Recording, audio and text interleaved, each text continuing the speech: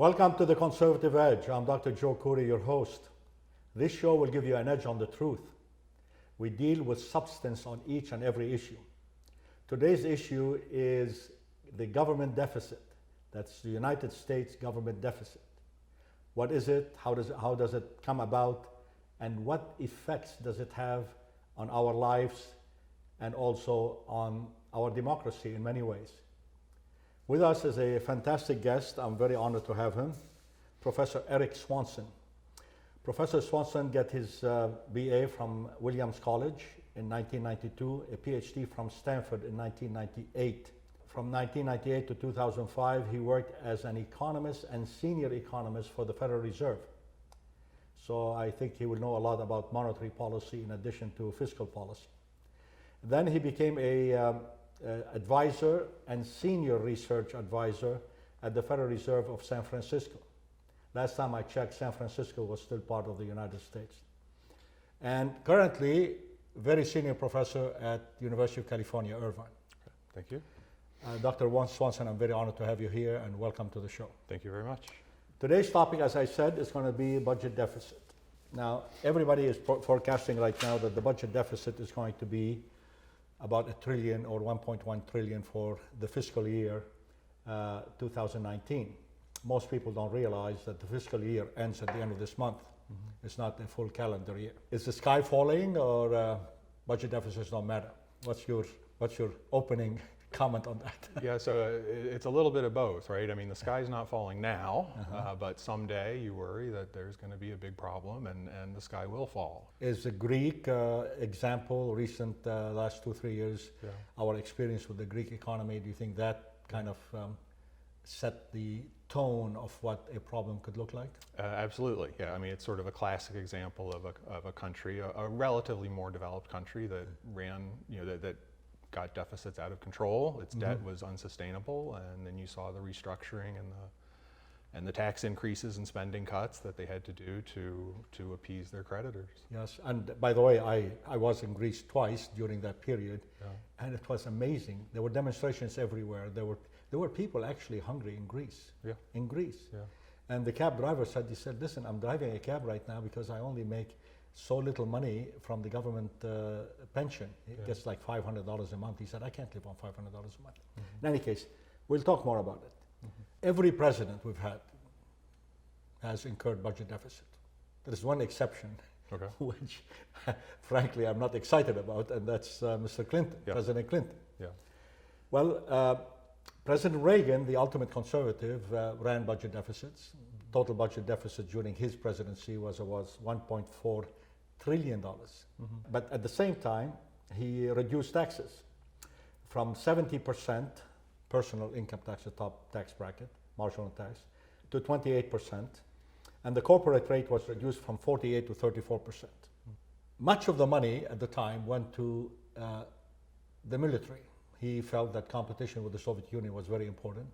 And to break that down, I think what happened is when he met several times with his counterparts in Russia and Soviet Union at the time, he wanted to show them basically that we're going to spend any money, and so you'll never be able to catch up to us. Right. And he did.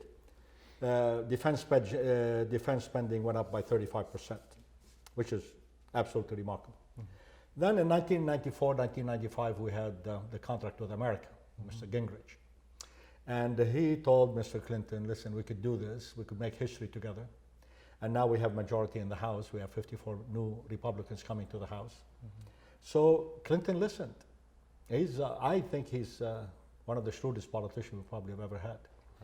Very intuitive about what works and what doesn't. So they reformed many things, especially welfare, as you remember. And then suddenly we have a surplus.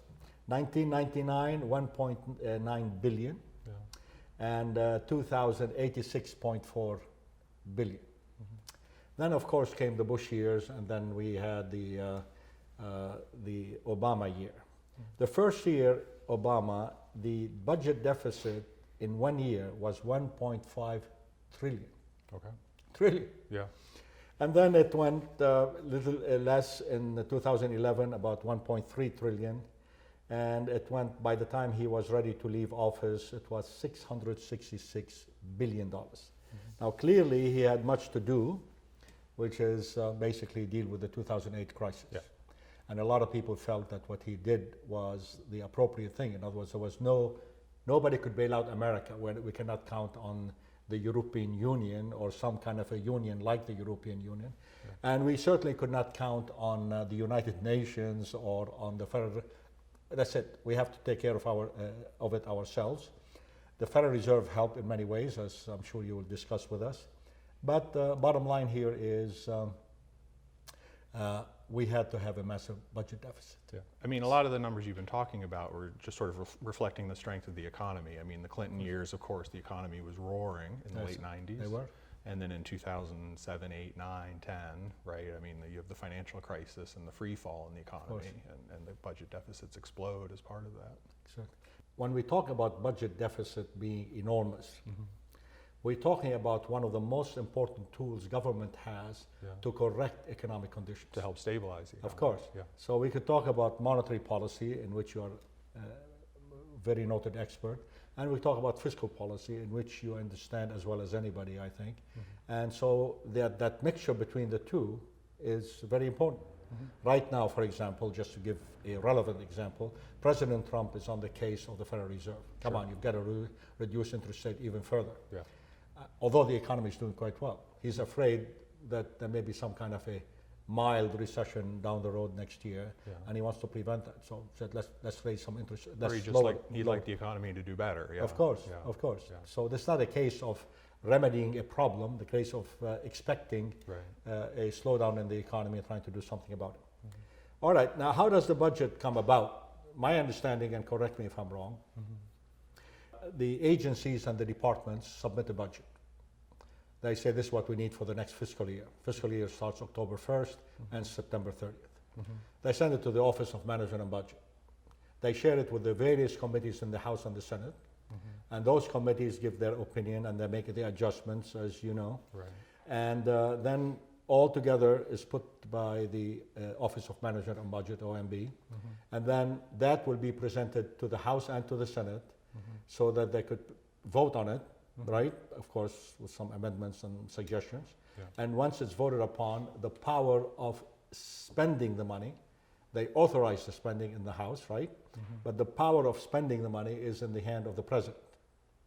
Now, how he spends it sometimes is a problem. Like we're having right now a problem with him taking money from the military and putting it in to build a wall. Right. Now, some people are arguing that building a wall is a national security matter and therefore we can, but that's not our argument for today. Right. So therefore, once all of this is approved, all the federal agencies and the departments are funded, and they're funded for the full year. The full fiscal year. And of course, there are a lot of people who investigate whether something happens, whatever, but pretty much the way it is. But what is interesting for us here in our discussion, Eric, is the fact that once we submit the budget, there is a built-in deficit. Now, the first question one would ask, why wouldn't the government tax us enough, so to speak, or tax corporations enough, or put enough fees so there will not be a deficit? Why is the deficit a built-in item in the budget? Yeah, I mean, they pass a budget that has a deficit in it, and I think it's the politically, most convenient thing to do, right? Nobody wants to cut the spending. Nobody wants to raise the taxes, right?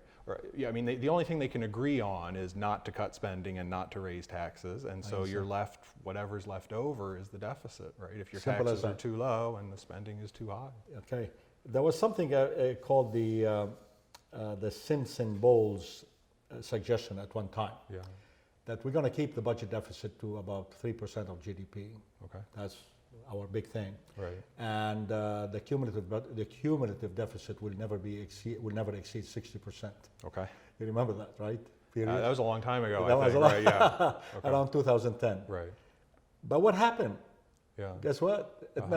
Nobody ever listened. Nobody followed it. Nobody followed it. Okay. So we kept exploding the deficit, and as a percentage, in nominal term and in real terms, and we, as a percent of GDP, kept rising and rising and rising. So the question that we ask ourselves is, are we hooked on deficits? And at what point do they become to matter? Let me give you some numbers, if I may. Okay. As we have argued already, that the budget deficit is part of a government policy that could correct the conditions in our economy, or that could deal with crises, like, for example, the hurricane right now, that could require maybe additional money to be spent, that deal with conflicts like our endless war in Afghanistan, and so on and so forth. So all of these things will come to bear that are not expected. So when we talk about a budget deficit that's already in the budget, we're talking about anticipated budget deficit, given what we know. And it could get bigger. It could get bigger, and does it ever get smaller, actually? I suppose if they were lucky, sometimes revenues can come in higher than they expect. Of course. Right. So if the stock market does very well, you can end up with a lot of capital gains, and you end up with more revenue than you thought. Good points. Good points. A lot of people think that the moment you reduce taxes, as President Trump did, that will automatically reduce the flow of money into the government coffers. Right. Do you agree with that? Sure. You do agree with that? Well, they talk about the dynamic scoring, that if you lower taxes, right, it should stimulate the economy, and in principle it should offset the tax cuts to some extent. If you were really, really lucky, it could even completely offset or even exceed. Right. Well, it happened twice.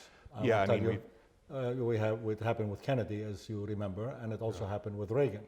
It took a while with Reagan for us to basically recover from the tax cuts that I just mentioned to you earlier. Right. And the Kennedy tax cut was very substantial. The money that the government spends, I gave you this sheet here, they spend it mostly on Social Security. Yeah. That's the number one item. Medicare. And Medicare. Yeah. Now, when you ask yourself here, this is a built-in problem.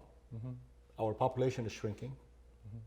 Well, we're still growing. But while we're growing, I heard the other day that California had the lowest birth rate in history. That could be, Okay. But then don't forget immigration. We'll have immigration. So the population still grows. Of course, and would like to have legal immigration as much as possible. Sure.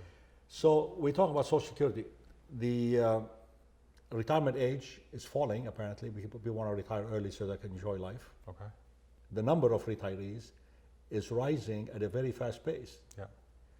Most of that is life expectancy. Exactly right. Living longer. Life expectancy is getting longer. Yeah. And then people on Medicare, the total number is rising. So if you just look at this alone, these factors on, plus of course we have the big increase in military spending. If you put these things alone, it seems that the future of budget deficit being reasonable, either as a total sum or as a percent of GDP, is questionable. What do you think? Yeah, absolutely. I mean, all these long-term budget projections coming out of the Congressional Budget Office or the Social Security Administration, right? They all show the budget deficit exploding over time. And it's really just primarily Medicare, because Medicare is the thing that explodes the most. Even though Social Security is bigger now, right? It's Medicare that's going to grow more. Of course. But between the two of them, between Medicare and Social Security, both are growing, and unless something dramatic happens with taxes, or unless something dramatic with life expectancy were to change, right? I mean, the deficits will skyrocket. Well, by the end of the 20s, the fund, so to speak, for Medicare will run out of money. Right. So by definition, we have to replenish it. It's kind of an imaginary fund, though, right? I mean, this fund just contains U.S. Treasury securities, which is just an IOU from the government to itself. Exactly. So, The other thing is Social Security is supposed to be pay as you go. Yeah. So where is the money going? Right. Well, we put it in Treasury bills for the most part. Yeah. And if there is a shortage, what happens then? We just borrow the money, right? Right. That's what happens, right? Yeah, I mean, in the future, under current law, right, they will just borrow as much as they need to pay the Social Security benefits that are promised. Okay. Now, the traditional view of budget deficit, as you very well know, said the first thing they do is they crowd out investment. Right. Government comes to the market, there is so much money in there, government borrows some of it, so there is little left for investment. Right. So they crowd out investment, which means that lower GDP growth over time. Higher interest rates. Higher interest rates. Higher interest rates, less investment. Exactly, less investment and so on and so forth. Yeah. So now also the concern that's coming up is that when the government borrows, it's borrowing a lot of money from foreigners. Sure. And when we borrow from foreigners, this money could actually, you know, you have to pay interest. Last year we paid a lot of interest, almost $400 billion. Right. Now, most of the money goes to, overseas, goes to Japan and China. Japan right now is our biggest creditor. They're the biggest. 1.3 trillion. Yeah. The Chinese are about 1.2 trillion. Yeah. So when you put all of this is the traditional view, people will say, oh, wait a second here. Budget deficits are terrible, right? They have all of these consequences. Right. But we haven't seen those consequences, have we?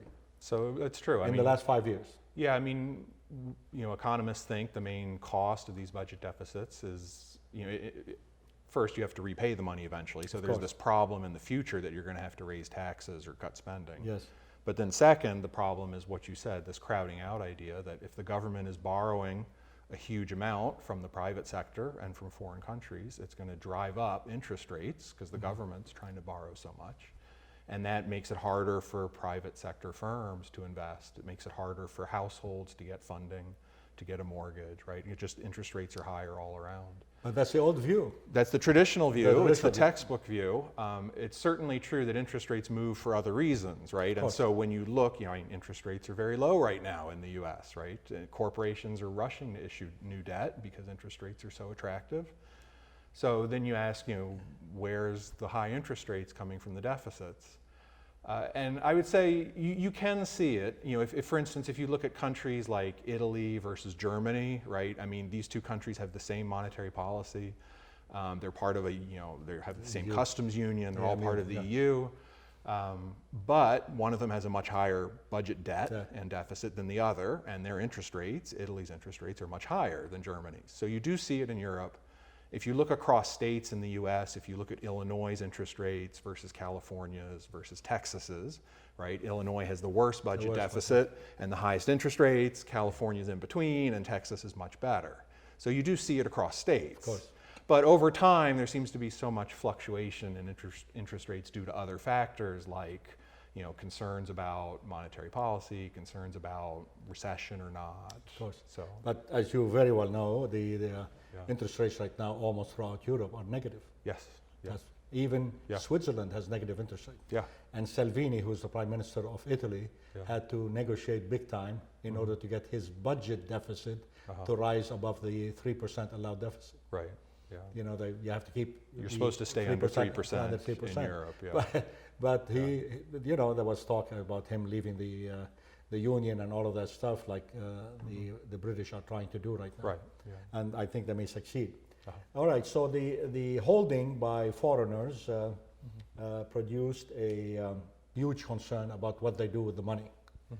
Now, the Chinese, you know, one thing they do with the money, of course, is to buy Russian arms. Okay. Right? They have accumulated trade surplus, so they have the interest from their huge holdings. In America, 1.2 trillion is a lot. Yeah. So they take that money and say they could buy arms from thing. Now Russia, they have programs in almost every African country that could be going to finance that, right? Yeah. They are acquiring American companies right now like crazy, especially in the AI area, artificial intelligence. So all of this money could have been spent in the United States if, for example, we did not allow the foreigners to buy the debt. But what if the foreigners do not buy the debt? Right. What would happen then? Do we stop borrowing, or would the Federal Reserve take it all in? So the Federal Reserve would not do anything. I wouldn't. First of all, I wouldn't blame the U.S. debt for things like what China does. You know, China is a very large economy. They have a large government budget. You know, they will spend that money on whatever they want. You know, whatever the U.S. debt is, whether it's balanced, whether they balance the budget and run no deficit or not. You know, the Chinese government will do what it does. But it's a factor. But if they were, it's a factor. You know, when so much money is coming in. I mean, right now the interest rate is about 1.56 on a 10-year note. Right. So just multiply that by $1 trillion, and that's a lot of money to get. So you're saying they're earning income from their holdings of U.S. Treasury debt. But if they had held something else instead, if they were holding German bonds or some other European bonds, nobody wants to hold these bonds. Negative interest rates everywhere, lower interest especially in Japan. Negative interest rate. Yeah.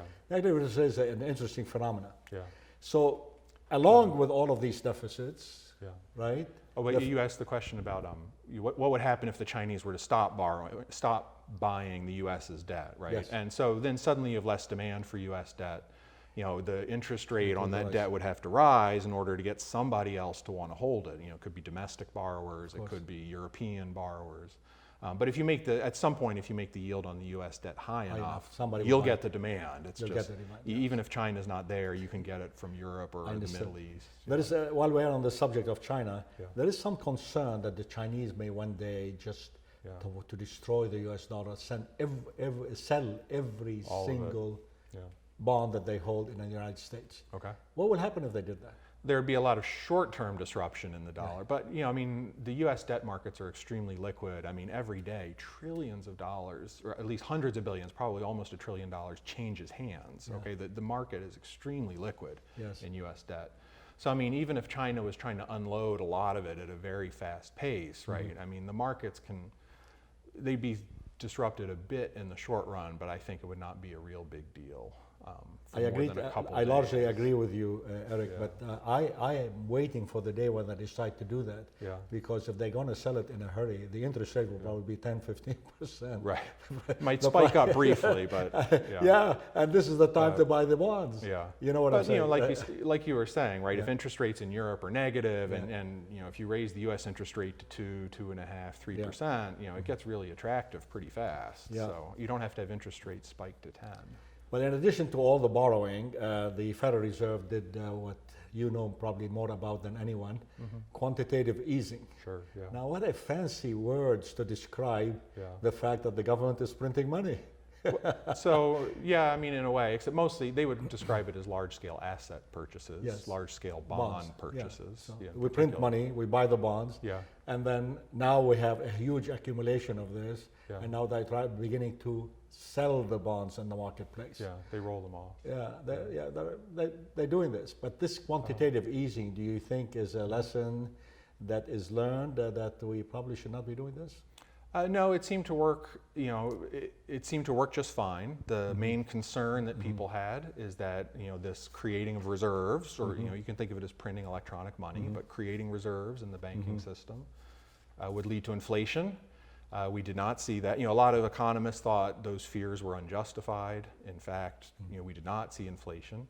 One of the reasons that works is because the Federal Reserve pays interest on reserves now. Yes. So what that means is it's like the reserves they create are very much just like a short-term treasury security, right? They pay interest just like a short-term treasury security.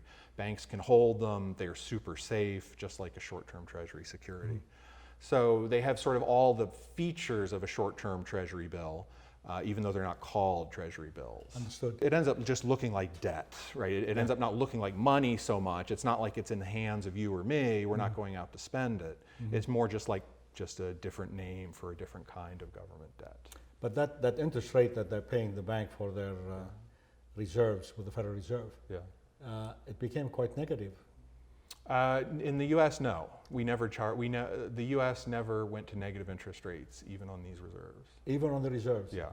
In Europe, they have. In Europe very they much have, so. but I thought there was a period where the banks were getting negative interest rate, and one of the major justification for that was to force them to make more loans. So perhaps you're thinking of negative real interest rates, but the nominal interest rate was always positive, but small. That I understand. It was like 0 to 5 basis points. Something very, very. Whereas inflation was like 1 or 1.5%. Exactly. So the real rate. I agree with you 100%. All right. Now, do budget deficits matter? Right. So let's talk about that, if we may. Now, we are the kings of the world when it comes to currency. The United States dollar, about 80% of the world transactions are denominated in dollars. Okay. Nobody could compete. The Russians, the Chinese tried to think that their currency could become, a totally tradable currency, and we could possibly replace some of it. It didn't work. Right. European, they thought when they created the euro, they could compete with the US dollar. Minimally, no major effect. Right. So we are the king of the world in terms of currency. The whole world uses our currency. By the way, in many countries, there is a dual currency. Dual currency, in effect, the dollar and the local currency are 100% exchangeable. and there's a fixed exchange rate between them, so you could use whichever you want. I was born in Lebanon, so I was in Lebanon recently. You could pay with dollars or you could pay with Lebanese pounds. Okay. And the exchange rate is completely fixed. 1,500 to 1. Okay. So if you want to become a millionaire very quickly, you Right, go to Lebanon. go to Lebanon, Okay. take 10,000, multiply by 150, so you get the result. Okay. So we are the king of the world when it comes to currency. Number 2 is all of our debt is in dollars. Number 3 is the only people in the world who could print dollar legally is us, Yeah. right? Yeah. So let's have it. That's right. Let's have as much debt as possible. Let the whole world. Yeah. The whole world has a demand for American debt, and the reason is at this time it's the only one that yields really that is in dollars, which everybody wants, and that yields a positive interest rate after adjusting for inflation. Right. So, Right. do budget deficits matter? Right. So, like you said, I mean, one way the U.S. could suppose many years down the road there is a huge crisis, and the U.S. is struggling to pay down the debt. They always have the option to increase inflation, Of course. essentially inflate away That's the right. debt. You get into some political dynamics. Would the Federal Reserve do that, or would they force the Treasury to restructure the debt instead? Right. So you'd have sort of some tension between the Federal Reserve and the Treasury, but it could go either way, right? You'd have a choice. Suppose the U.S. decided they could not pay off the debt. The only thing they had to do was either restructure or inflate, and then there'd have to be some debate, and who knows how that would come out in the. I wrote a book about the crisis in South Korea when they got into trouble in the late 80s. Yeah. And basically restructuring is the preferred method. That's what the IMF does for any country that gets in trouble. Yeah. But who's going to restructure our own debt? We're going to have to do it, Yeah. right? Let's assume we have to do it. But America said, so what? You know, maybe one day if we get too much in debt, maybe we'll sell them part of the United States. I'm willing to give them California. What do you think? I still live here, though. But my point here, you get my point. Yes. In one of my essays I wrote not too recently, I said, well, the governments don't go bankrupt. Right. Their bankers do. So if you lend money, for example, to Cuba, Cuba stiffed us for $5 billion at the time. Was back a huge in the amount. 50s, right? Yeah, you remember that, right? I don't remember, but I've heard. Yeah. Okay. Yeah. I remember it. Right. I'm older than you. Okay. Argentina, South Korea, many examples. And so the idea here is, at one point, somebody's going to say, enough debt. But who's going to say that? Yeah. I mean, it's something that may This is come where you get the gradually. politics, right? Yeah, I mean, we saw some of this in Europe, right? We saw this European debt crisis, and Yes. at some point, people, said, with Greece and then with Italy and Spain and Yes, sir. Portugal, right? It course. seems like it's unsustainable. It's too much, right? Yeah. And so we sort of saw that play out there, and so something like that could someday happen to the U.S. We're a little bit fortunate in that there's other countries that will see it happen to first, right? Yes. So for instance, Japan Of course. has a much worse debt problem than the U.S. does, and so we'll see what happens to them. Yeah, right? but Will in they the case- inflate it away? Agreed, Will they agreed. restructure it? We Yes. don't know. But in the case of Japan, if I may note, Yeah. practically all of that debt is domestic. True. Yeah. So yeah. they could do that. They could tell the Japanese people that guess what? We are going to give you negative interest rate. Right. What does negative interest rate mean? Because our audience would like to know what that means. That means if I want to borrow money from you, you pay me to borrow money from you. Right. I'm willing to take any loan you want if you accept negative interest rate. Right. You know what I'm saying? Right. What does that mean is that the government borrows money from the people and the debt becomes self-liquidating. Isn't that amazing? Yeah. So it's a tool, literally, is to borrow money from the people and never pay it back, in a sense. In a sense, yeah. But you're talking now, right now in Japan, the interest rates are minus 0.01. They're hardly negative. Yeah. To have a significant effect like you're talking about, you Yeah. need interest rates to be maybe minus 10%, or whatever. something gigantic. Yeah, I understand, Yeah. but Which is essentially like restructuring, Yeah, right? exactly. You're essentially talking about let's just have a gradual restructuring of course. of the debt. Well, I have a surprising table for you. I didn't give it to you in advance. Okay. I want to shock you right now. Here. Okay. Okay. You want to comment on that? Maybe you should tell us what's in it and comment on it. So we have here what, debt to GDP ratio projected 10 years from now, and then real interest rates on 10-year government bonds projected, now and in 2018, right? So our real interest rates are projected to fall dramatically, even though our debt to GDP ratio is projected to be a lot higher, right? Yeah. Amazing. Yeah. I mean, So it's what is we're this a talking. Goldilocks economy? Like, I mean, think about it. Yeah. Budget deficit mushrooming like crazy. Yeah. Interest rates falling like crazy. Yeah. And there is no inflation. Yeah. Aren't you surprised as a world-renowned economist? So there are many things that drive long-term interest rates. Budget deficits apparently are a relatively small part of that. And like we mentioned, you can see it when you look in these cross-state and cross-country and Europe comparisons. Yes. But it seems to be relatively small, and these other factors like inflation, like monetary policy, like fears about a recession, risk premiums. There seems to be a lot of demand for U.S. Treasuries as a very safe haven for money, right? And that demand has been very strong ever since 2008. Yeah. Even stronger than before. It's always been strong, but even this stronger. is 20 years, Eric. Yeah. I mean, that's really... No, it is. I mean, it's there's really no amazing. question interest rates are very low now, right? It is striking. It's one of the major stories of the last 20, 30 years is how interest rates have come down and down and down. Yeah. And inflation is very stable, so yeah.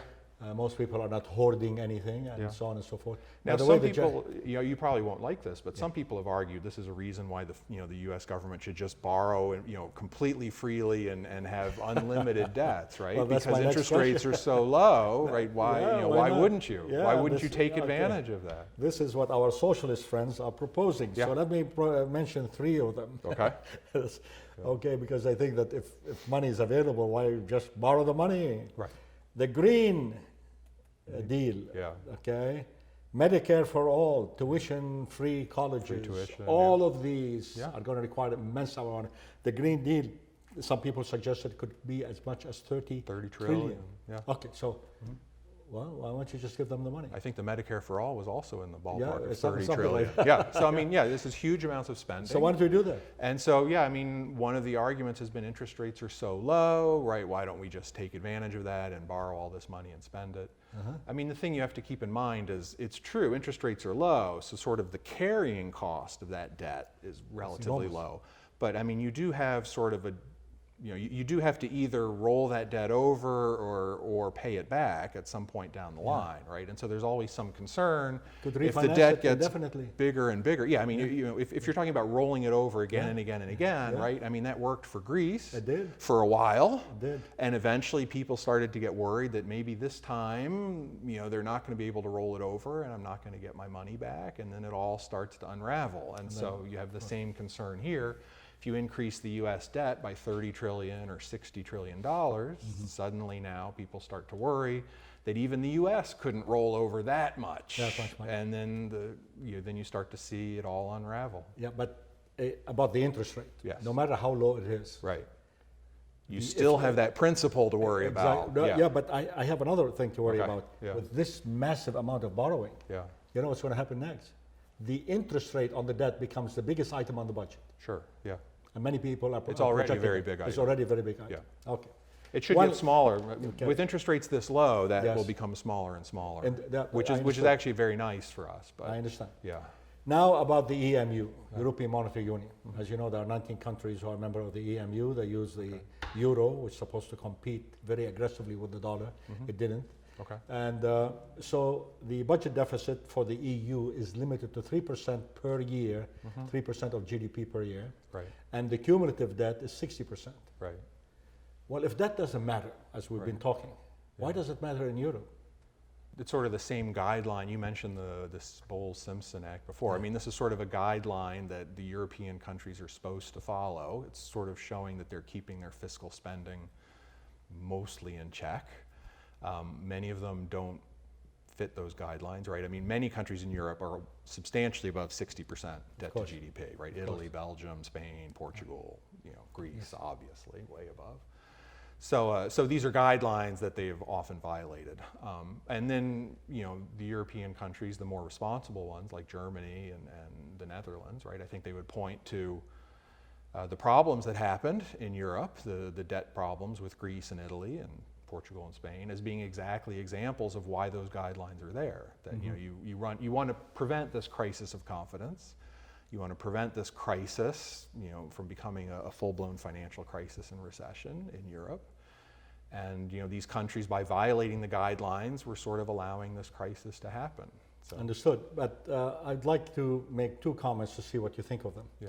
The first one is that the way money was being spent in Greece, that profligate type of spending, people could retire at a very early age. With large pensions. Large pensions. Once you are a government employee, you are permanently a government employee.